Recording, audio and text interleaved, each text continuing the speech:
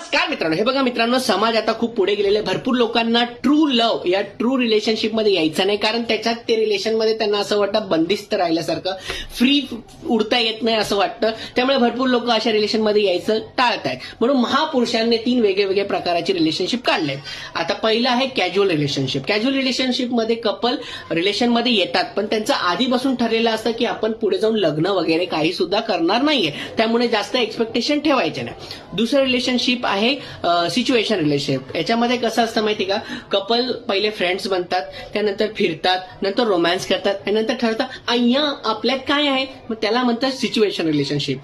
तिसरं आहे open relationship. याच्यामध्ये काय, कपल रिलेशनशिप मध्ये येतात, पण त्यांच्यात आधीच क्लिअर असतं की आपण रिलेशन मध्ये राहून पण तिसऱ्या चौथ्याला डेट करू शकतात, त्याला म्हणतात ओपन रिलेशनशिप. त्यामुळे प्रपोज करताना विचार करत जा कुठल्या रिलेशनशिप मध्ये तुम्हाला जायचं आणि पार्टनरलाही विचारा.